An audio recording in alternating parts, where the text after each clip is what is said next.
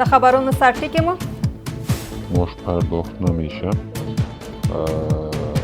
و در حقیقت ما بیشتر از 40-45 روز میشه که معاش خود دریافت نکردیم.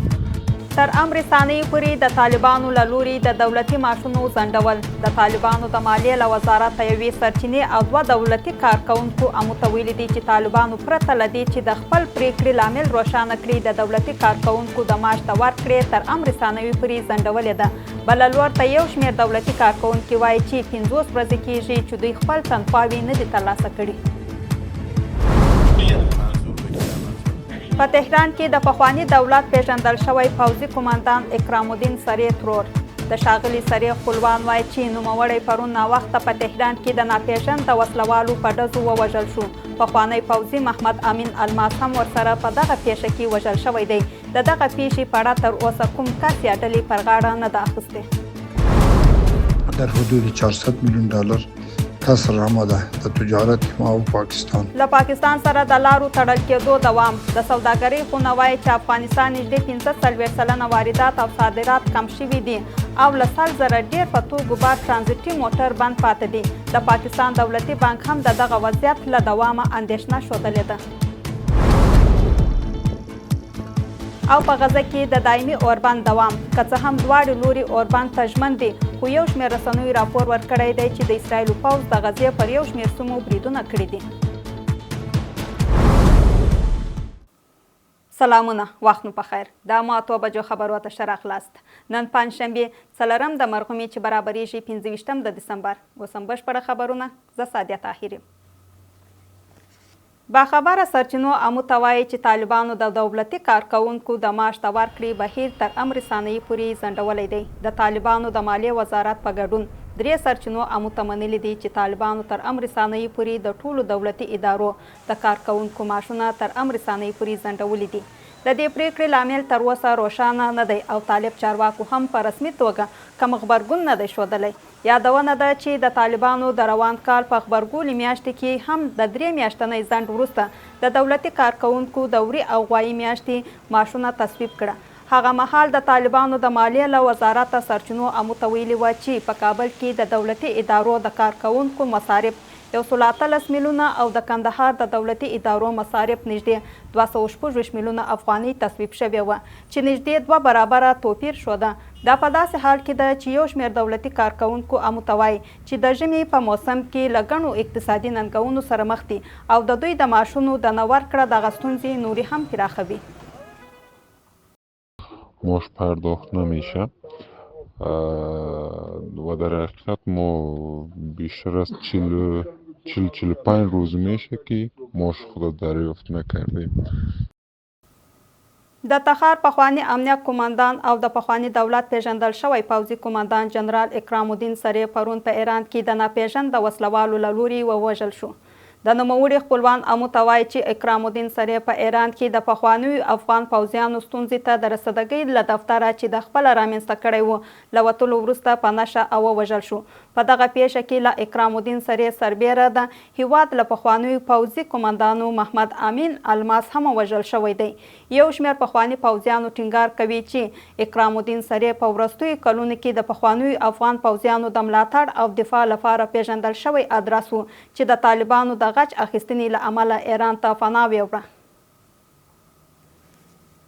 انشالله ما قرارتان میگیریم صدها هزاران مزدوری که وطن فروختین انشالله الرحمن قرار خونتان میگیریم واجی تو یک مرد بودی تو یک مجاهد بودی. دا ویډیویي پیغام هغه وخت ورګرځي چې اکرام الدین سرې د هیواد په یو ولایت کې د پولیسو قومندان و. هغه په دې ویډیو کې د خپل د سنګر یو ملګري د جنازې په مراسمو کې طالبانو ته خبرداری ورکوي.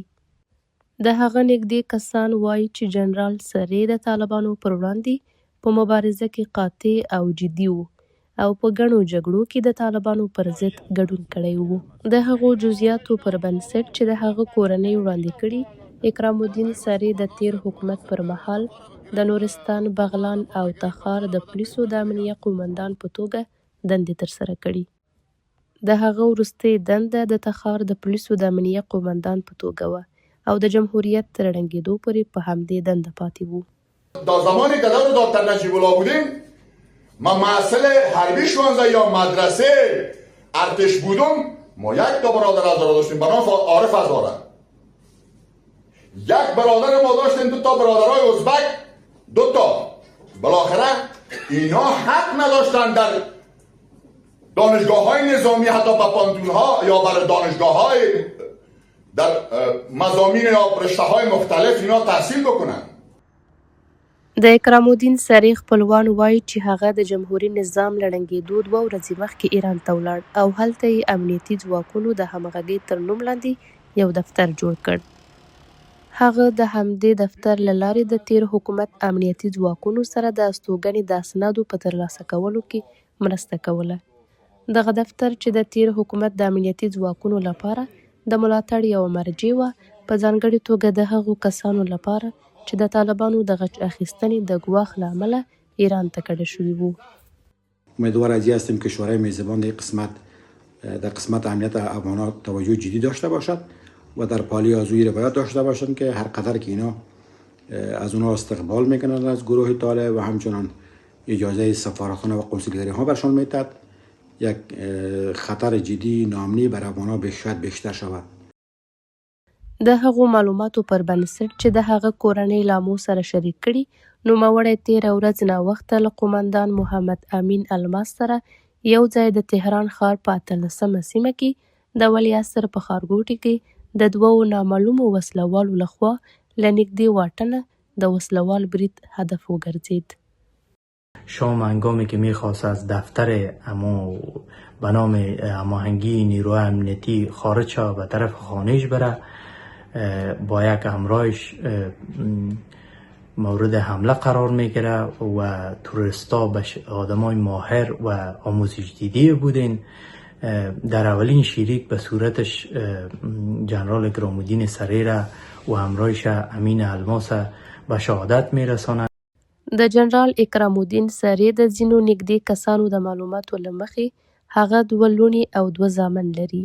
تر اوسه د دې پیښې مسؤلیت کوم کس یا ډلې پر غاړه نه دی اخیستی. تر دې وړاندې هم په ایران کې د جهادي مشر امیر اسماعیل خان یو نږدې پوځي قومندان په نښه شوی و او دا په ایران کې 2مه ورته پیښه ده.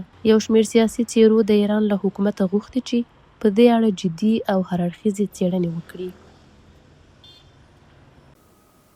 په تهران کې د پخواني حکومت د پیژندل شوي قومندان اکرام الدین سرې او د پخواني پوځي محمد امین الماس وژل کېدل له جدي غبرګونونو سره مخ شوی دی.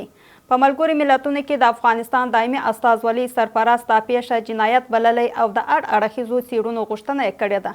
دغه راز یو شمېر سیاسي بهرنیو او څېرو دا پیښه په کلکه ټکو غندلې او د ایران له حکومته یې غوښتي دي چې دا پیښه په جدي توګه او هر اړخیزه بڼه وڅېړي.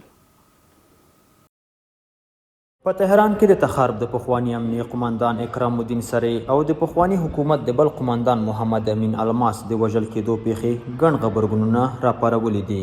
د ملګرو ملتونو لپاره د افغانستان د دایمي استازولۍ سرپرست دا پیښه ترهګریز اقدام بللی او د هر اړخیز څېړنې غوښتنه یې کړې ده.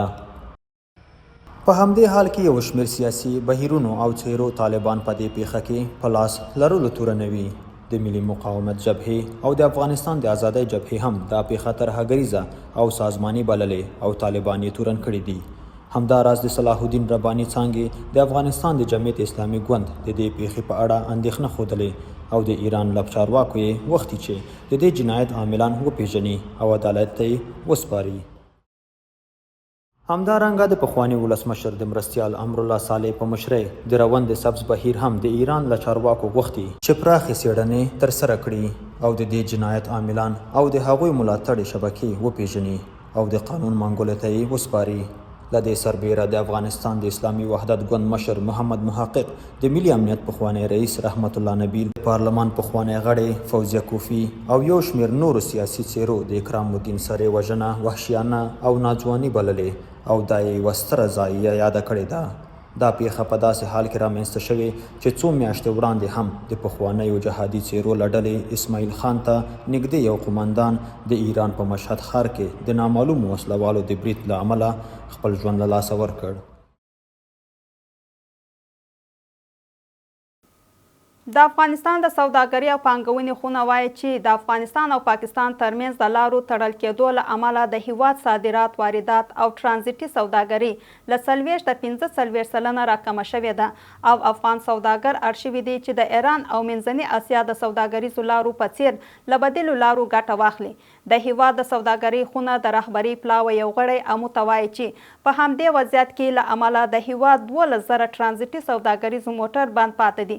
یو شمېر هیوادوال هم د خوراکي توکو، درملو او ودانیزو توکو د بیې له لوړوالي اندېښمن دي. په داسې حال کې چې د افغانستان او پاکستان ترمنځ د لارو له تړل کېدو 9 ورځې تېرې شوي، د دواړو هیوادونو ترمنځ هر ډول سوداګریزه راکړه ورکړه لا هم درېدلې ده. باخبره سرچینې ټینګار کوي که څه هم چې دواړو لورو ته درانه اقتصادي زیانونه اوښتي، خو تر اوسه یو لوري هم د لارې پرانیستلو ته لیوالتیا نه ده ښودلې. خو د هیواد د سوداګرۍ خونې د رهبرۍ پلاوي غړی خانجان الکوزی وایي چې د هیواد صادرات، واردات او ترانزیتي سوداګري 40 تر 45 سلنې کمه شوي او افغان سوداګر اوس اړ شوي چې د ایران او د منځنۍ اسیا له ترانزیتي لارو څخه ګټه واخلي. نوموړی همدارنګه وایي چې د هیواد 12,000 ترانزیتي سوداګریز موټر هم بند پاتې دي. در حدود 400 میلیون دلار کسر آمده در تجارت ما و پاکستان که اکثر نشان وقتی واردات است و واردات می باشه. از طرف دیگه ترانزیت ما بسیار مهم است برای ما و ترانزیت استاد است اضافه از 12,000 کانتینر و سرنوشتش تا هنوز معلوم نیست. په همدې حال کې یو شمېر سوداګر خبرداری ورکوي چې د دې وضعیت دوام به په اوږدمهال کې د دواړو هیوادونو اقتصاد ته جدي زیانونه واړوي. د دواړو خواو ترمنځ تجارت او ترانزیت په ټپه ولاړ دی. د دې ترڅنګ دواړو خواو خصوصي سکتور ته زیانونه رسیږي. له دې سره هممهاله د هیواد یو شمېر ښاریان هم د خوراکي توکو، درملو او ودانیزو توکو د بیو د لوړېدو له امله سخت اندېښمن دي.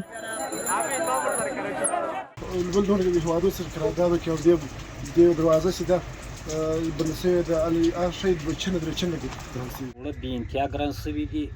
خلک مسکینان دي، پر یوه ګونې ولکه قدرت لري. نوره وجه یې موږ ته نه معلومېږي. هغه غوړي خوښې دي، هغه خو له خارجه راځي، نو دوی وایي ګمرک پر لوېږي، محصول پر لوېږي، په دې وجه به ګران شوي. تر دې وړاندې د پاکستان دولتي بانک شمیرې خپرې کړې وې چې د دغه هیواد د سوداګرۍ کسر د تیر کال په پرتله له 19 سلنې ډیر شوی او د دې اصلي لامل افغانستان ته د پاکستان د صادراتو کمیدل بلل شوي دي. د پکتیا ولایت د زرمت ولسوالۍ اوسیدونکي د مخابراتي خدماتو له ټیټ کیفیت او له محدودې لاسرسي شکایت کوي. دوی وایي چې د دې وضعیت دوام د دې سیمې د اوسیدونکو عادي ژوند ګډوډ کړی دی. دا د پکتیا ولایت د زرمت ولسوالۍ د مکاوی کلی دی. د دې سیمې اوسیدونکي د مخابراتي خدماتو له ټیټ کیفیت او محدود لاسرسي شکایت لري.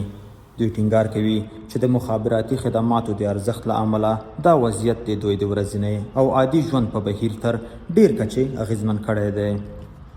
د شبکې مطلب د موږ بیا داسې منطقه ده چې په کوم ځای راته ولګوي د امنیت ډاډ هم ورکوو او تر پکتیکا پورې دا د موږ د غره دی دغه شبکه کار کوي او دا د موږ زر کوره او دا زر ناونه به هم ټول راته ژوندي کې سخت ضرورت ورته لرو. د دې سیمې یو شمېر نور اوسیدونکي وایي چې د مخابراتي شبکو نشتوالی د دې عامل شوی چې ان په مهمو مواردو کې هم د یو بل له وضعیت څخه په ځنډ او ستونزو خبر شي. دا 100-200-500 کسان ټول په مرګ سره مړي د واورو له لاسه، د سړک له لاسه، د شبکو له لارې چې نه سره منډه کوي وایي چې ودرې پلانی مړ ده پلانی خبر کا.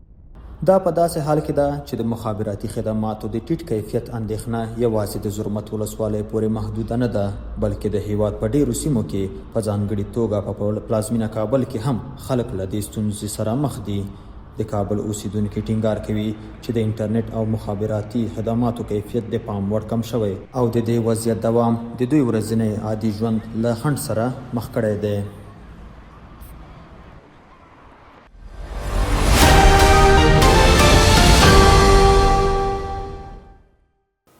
اوس هم څلند اقتصادي خبرونه. د طالبانو د رئیس الوزرا اقتصادي مرستیال وایي چې په هرات کې د برېښنا د لیږد او ویش د 4 پروژو کار پیل شوی او 15 نورې پروژې ګټې اخیستنې ته سپارل شوي دي. عبدالغني برادر د برېښنا تولید د صنعت د ودې او د هیواد د اقتصادي پرمختګ لپاره مهم بولي او وایي چې د دې پروژو په بشپړېدو سره به د صنعتي مرکزونو د برېښنا ستونزې هوارې شي او خلکو ته به د کار زمینه هم برابر شي. د دې پروژو لګښت 3.9 میلیارد افغانۍ اټکل شوی او د طالبانو تر ادارې لاندې د برېښنا شرکت ویلي چې د دغو پروژو کارونه به تر 13 میاشتو پورې بشپړ شي. په هرات کې د المونیمي قوطیو د تولید یوه کارخونه پرانیستل شوه. دا کارخونه د خصوصي سکتور لخوا د 120 میلیون ډالرو په پانګونې جوړه شوې او 1900 کسانو ته د کار زمینه برابر کړي. د طالبانو د رئیس الوزرا اقتصادي مرستیال د دې کارخونې د پرانیستې په مراسمو کې وایي چې د پامیر د المونیمي قوطیو د تولید شرکت د هرات په صنعتي پارکونو کې پر 14 جریبه ځمکه جوړ شوی دی. د روسیې د لومړي وزیر مرستیال وایي چې مسکو د افغانستان له خاورې د ریل پټلۍ د لارو د جوړولو لیوالتیا لري او د دې طرحې په ارزونه کې برخه اخلي.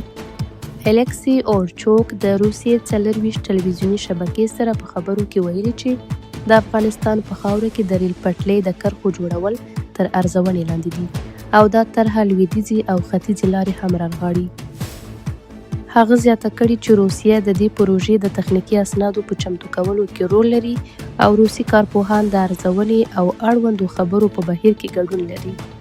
د روسیې د لومړي وزیر د مرستیال په وینا هر څومره چې د ترانزیت او لوژیستیک لارې متنوع شي هماغومره به د روسیې او د سیمې د هیوادونو ترمنځ د اقتصادي اړیکو د پیاوړتیا لپاره زیات فرصتونه برابر شي.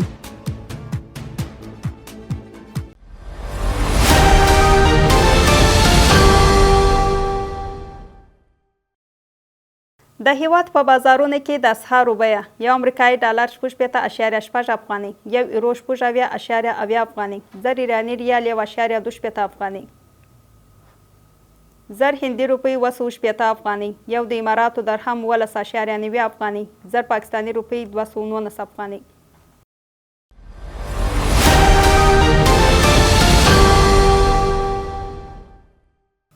بهرني خبرونه. که څه هم د غزې په ټرانګې د رسمي اوربان ټینګ دی، خو د دې ټرانګې مسیحیانو سږکال د کرسمس په ویره او اندېښنې سره ولمانځه. دا په داسې حال کې ده چې د راپورونو له مخې پر غزې د اسرایلو بریدونه لا هم دوام لري او په تازه پیښه کې یو فلسطیني وګړی وژل شوی دی. سږنی کرسمس د غزې د مسیحي ټولنې لپاره د تیرو کلونو خلاف له اندېښنو سره مل و. د الجزیرې د راپور له مخې د غزې تړانګې له ختیځ څخه د اسرایلي بمباریو غږونه او د بې پیلوټ الوتکو دوامداره شور د تېرې شپې له ناوخته تر د کرسمس د سهار لومړنیو ساعتونو پورې اورېدل کېدل. په دغسې شرایطو کې په غزه کې پاتې ډېرې کلیساو د کرسمس مراسم او پروګرامونه یا ډېر محدود کړل او یا یې په بشپړه توګه لغوه کړل. دا مراسم د کلیساو دننه کوچنیو شخصي راټولېدنو او دعاو ته بدل شول. د راپورونو له مخې امنیتي وضعیت او د بریدونو دوام د کورنیو پر ورځني ژوند او د مذهبي مراسمو د ترسره کېدو پر امکان سیوري غړولی دي. دا په داسې حال کې ده چې د چهارشنبې په ورځ هم د اسرایلو د برید له امله یو فلسطینی وژل شوی او 6 نور ټپیان شوي دي. نن هم یو فلسطینی د جبالیا د کډوالۍ په کمپ کې د اسرایلو ځواکونو لخوا وژل شوی دی. د شمیرو له مخې په غزې تړانګه کې د اوربند له ټینګېدو راهیسې تر اوسه د تلفاتو شمیر 400 تنو ته رسېدلی دی. په لویدیځه غاړه کې د اسرایلو پوځ له بېلابېلو سیمو څخه د 7 فلسطینیانو د نیولو خبر ورکړی او ادعا یې کړې چې ځینې له هغوی د بریدونو د پلانونو په حال کې ول. له بلې خوا د برټانیې، کاناډا، ډنمارک او فرانسې په ګډون 14 هیوادونو په لویدیځه غاړه کې د 19 نویو ښارګوټو د تصویب په اړه د اسرایلو پرېکړه غندلې ده. هغه پرېکړه چې د دغو هیوادونو په وینا د نړیوالو قوانینو خلاف او د غزې د اوربند او د سیمې د اوږدمهاله امنیت لپاره یو ګواښ دی.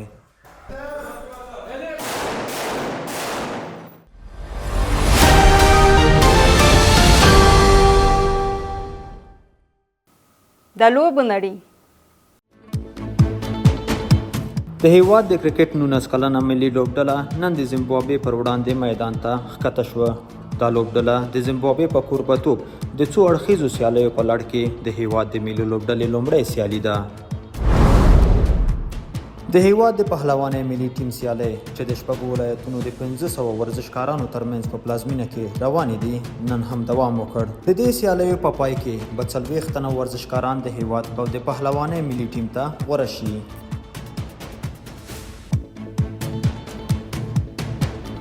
ګرانو لیدونکو دا وه زموږ د نننۍ شپې خبرونه او اوس تاسو ته بلنه درکوو تر څو د امو تلویزیون د نورو خپرونکو لیدونکي پاتې شي. د کره او تازه خبرونو لپاره زموږ ویب سایټ امو TV ته ولاړ شئ او د امو په نوم زموږ ټولنیزې شبکې در سره وڅارئ. الله په امان.